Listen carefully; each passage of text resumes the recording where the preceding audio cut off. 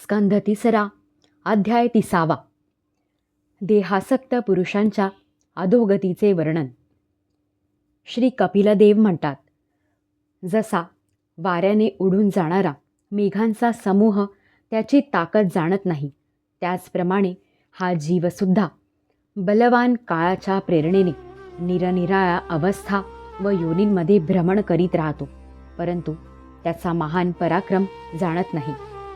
जीव सुखाच्या अभिलाषेने ज्या ज्या वस्तू मोठ्या कष्टाने मिळवितो त्या त्या भगवान काल नष्ट करतो, त्यामुळे त्याला अत्यंत दुःख होते. याचे कारण हेच आहे की हा मंदमती जीव मोहामुळे आपले हे नाशवान शरीर व त्याच्याशी संबंधित घर, शेत, धन इत्यादी नित्य आहे असे मानतो. या संसारात हा जीव ज्या ज्या योनीत जन्म घेतो त्यातच आनंद मानू लागतो आणि त्यापासून विरक्त होत नाही. हा भगवंतांच्या मायेने असा मोहित होतो की कर्माप्रमाणे नरकातल्या योनींमध्ये जन्म घेऊनही तेथील विष्ठा आदी तुच्छ भोगांमध्ये सुख मानल्या कारणाने ती योनी सोडू इच्छित नाही. हा मूर्ख आपले शरीर, स्त्री, पुत्र, गृह, पशु, धन आणि बांधवांमध्ये आसक्त होऊन त्यांच्या संबंधात अनेक प्रकारचे मनोरथ करीत स्वतःला मोठा भाग्यशाली समजतो. त्यांच्या पालनपोषणाच्या चिंतेने याचे संपूर्ण अंग काळजीने जळत असते, तरी दुर्वासनांमुळे हृदय दूषित झाल्या कारणाने हा मूर्ख नेहमी यांच्यासाठी निरनिराळी पापे करीत राहतो. कुलटा स्त्रियांनीही एकांतात दाखविलेल्या कपटपूर्ण प्रेमामुळे आणि मुलांशी गोड गोड गोष्टी बोलण्यात मन व इंद्रिये गुंतल्याने गृहस्थ घरातील दुःखप्रदान तुच्छ कर्मांमध्ये लिप्त होऊन जातो. त्यावेळी सावध होऊन जर त्याला एखाद्या दुःखाचा प्रतिकार करण्यात यश मिळाले तर तो त्यालाच सुखासारखे मानतो. इथून तिथून भयानक हिंसावृत्तीने धनाचा संचय करून अशा लोकांचे पोषण करतो की ज्यांचे पोषण करण्यामुळे हा नरकात जातो. स्वतः तर त्यांच्या खाण्यापिण्यातून उरलेले अन्न खाऊनच राहतो. वारंवार प्रयत्न करूनही जेव्हा याची उपजीविका चालत नाही तेव्हा हा लोभाने अधीर होऊन दुसऱ्याच्या धनाची इच्छा करू लागतो. जेव्हा दुर्दैवाने याचे कोणतेही प्रयत्न सफल होत नाहीत आणि हा मंदबुद्धी निर्धन होऊन कुटुंबाचे भरणपोषण करण्यास असमर्थ होतो, तेव्हा अत्यंत दीन आणि चिंतातूर होऊन दीर्घ सुस्कारे सोडू लागतो. हा आपले पालन पोषण करण्यास असमर्थ आहे असे पाहून ते स्त्रीपुत्रादी याचा पहिल्यासारखा आदर करीत नाहीत. जसे कंजूस शेतकरी म्हाताऱ्या बैलाची उपेक्षा करतात, एवढे होऊनही त्याला वैराग्य येत नाही. ज्यांचे याने स्वतः पालन केले होते तेच आता याचे पालन करतात. वृद्धावस्था आल्या कारणाने हा कुरूप होतो. शरीर रोगी बनते, जठराग्नी मंद होतो, भोजन आणि पुरुषार्थ दोन्हीही कमी होतात. तो मरणोन्मुख अवस्थेत घरी पडून राहतो आणि कुत्र्याप्रमाणे स्त्रीपुत्रादिकांनी अपमानपूर्वक दिलेले अन्न खाऊन उदरनिर्वाह करतो. मृत्यू समय जवळ आल्या कारणाने वाताचे उत्क्रमण होऊन डोळ्यांची बुब्बुळे बाहेर येतात.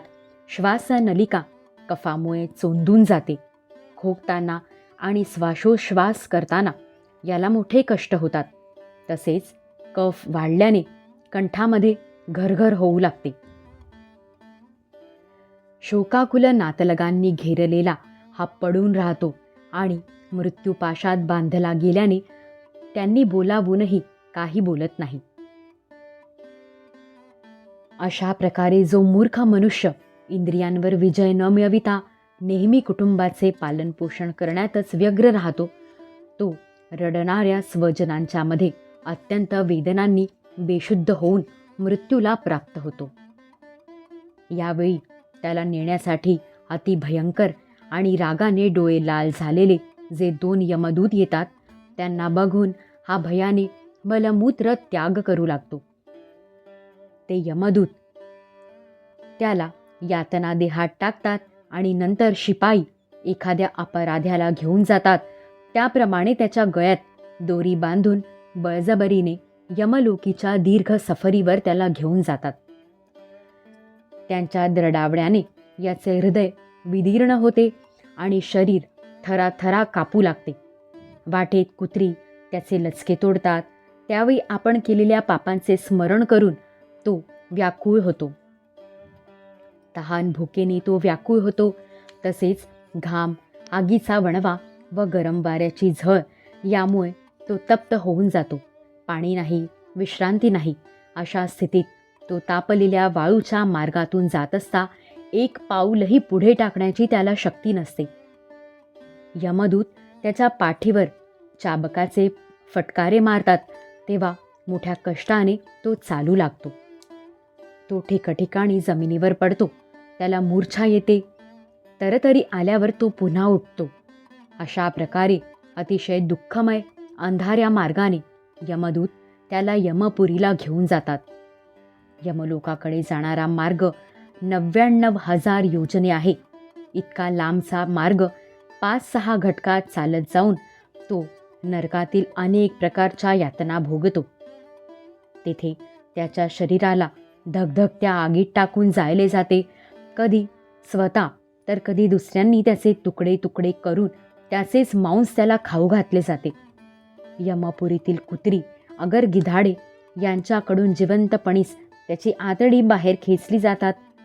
साप, विंचू आणि डास अशा चावणाऱ्या किंवा डंख मारणाऱ्या जीवांकडून त्याला पीडित केले जाते. शरीर कापून त्याचे तुकडे तुकडे केले जातात. त्याला हत्तीकडून तुडविले जाते. पर्वत शिखरांवरून खाली ढकलले जाते किंवा पाणी आणि खड्ड्यात टाकून त्याला बुजवून टाकले जाते. या सर्व यातना तसेच अनेक प्रकारच्या तामिस्त्र, अंधतामिस्त्र, रौरव इत्यादी नरकांच्या अनेक यातना स्त्री असो वा पुरुष त्या जीवाला परस्परांच्या संसर्गाने होणाऱ्या पापांमुळे भोगाव्याच लागतात. हे माते, काही लोकांचे असे म्हणणे आहे की स्वर्ग आणि नरक तर याच लोकी आहे, कारण ज्या नरक यातना आहेत त्या येथेही दिसतात.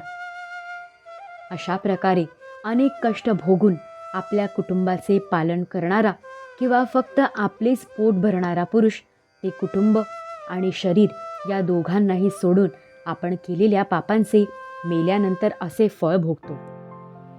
आपले शरीर येथे सोडून देऊन प्राण्यांचा द्वेष केल्याने एकत्रितपणे केलेली पापरूप शिदोरी बरोबर घेऊन तो एकटाच नरकात जातो. मनुष्य आपल्या कुटुंबाचे पोषण करण्यासाठी जे पाप करतो त्याचे दैवाने दिलेले अनिष्ट फळ तो नरकात जाऊन भोगतो. त्यावेळी तो इतका व्याकुळ होतो की जणू त्याचे सर्वस्व लुटले गेले आहे. जो मनुष्य फक्त पापकर्मे करूनच आपल्या कुटुंबांचे पालन पोषण करण्यात व्यस्त राहतो तो नरकांमधील सर्वात कष्टप्रद स्थान असलेल्या अंधतामिस्त्र नरकात जातो. मनुष्य जन्म मिळण्यापूर्वी जितक्या यातना भोगाव्या लागतात तसेच डुक्कर, कुत्रा इत्यादी योनींमध्ये जितके कष्ट आहेत ते सर्व क्रमाक्रमाने भोगून शुद्ध झाल्यानंतर पुन्हा मनुष्य योनीमध्ये त्याचा जन्म होतो. अध्याय 30 समाप्त. दिगंबरा दिगंबरा श्रीपादवल्लभ दिगंबरा. श्री सद्गुरु चरणारविंदार्पितमस्तु.